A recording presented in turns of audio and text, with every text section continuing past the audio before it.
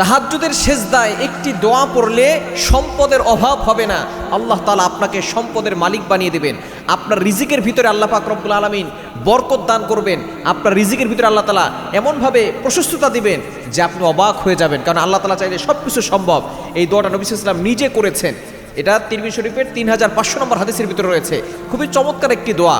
একজন সাহাবী নবীজির কাছে এসে বলতেছেন, ইয়া রাসূলুল্লাহ, ইয়া হাবিবাল্লাহ, গতকাল রাতে আপনি যে দোয়া করেছেন সেই দোয়া আমি শুনেছি, সুতরাং এই দোয়াটার বদৌলতে আল্লাহ পাক রব্বুল আলামিন কি করবেন? আল্লাহ পাক রব্বুল বলছেন, এই দোয়ার বদৌলতে আল্লাহ পাক রব্বুল আলামিন তোমার রিজিকের ব্যবস্থা করে দিবেন। আপনি তাহাজ্জুদের নামাজের সেজদায় এই দোয়াটা করবেন, কেননা তাহাজ্জুদের নামাজ আপনি এই নামাজের সেজদায় গিয়ে আপনি আল্লাহর কাছে বাংলায় দোয়া করতে পারেন।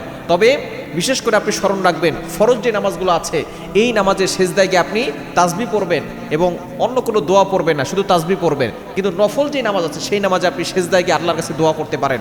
বিভিন্ন দোয়া আমরা অনেক সময় পাঠ করে থাকি, তবে যাদের সম্পদের অভাব আছে, আপনি যদি আল্লাহর কাছে সম্পদ পেতে চান, তাহাজ্জুদের সময় আপনি আল্লাহর জন্য নামাজে দাঁড়িয়ে যাবেন। এই সময়টা হচ্ছে এমন সময় যে সময় আল্লাহ তাআলা নিজে প্রথম আসমানে এসে বান্দাদেরকে ডাকতে থাকেন। এই সময় আপনি সেজদায় গিয়ে একটি দোয়া আপনি 3 বার পড়বেন। দোয়াটি হচ্ছে, আল্লাহুম্মা গফিরলি যামবি ওয়া ওয়াসসি'লি ফি রিজকি ওয়া বারিক লি ফিমা রাযাকতানি। এই ছোট্ট দোয়াটা আপনি যদি 3 বার পড়তে পারেন, এরপর আপনি আল্লাহর কাছে দোয়া করবেন নামাজ শেষে। এরপর আল্লাহকে বলবেন, আল্লাহ আমি তো অভাবে পড়ে গেছি, আল্লাহ সকল ক্ষমতার মালিক তুমি, সকল সম্পদের মালিক তুমি, আল্লাহ তুমি যদি আমাকে দাও তাহলে তোমাকে বলার মতো কেউ নাই, আল্লাহ তুমি আমাকে সম্পদের মালিক বানিয়ে দাও। আপনি যদি এইভাবে আল্লাহর কাছে চাইতে পারেন, দেখবেন আল্লাহ তাআলা আপনার সকল অভাব দূর করে দিয়ে আল্লাহ তাআলা আপনাকে সম্পদের মালিক বানিয়ে দেবে।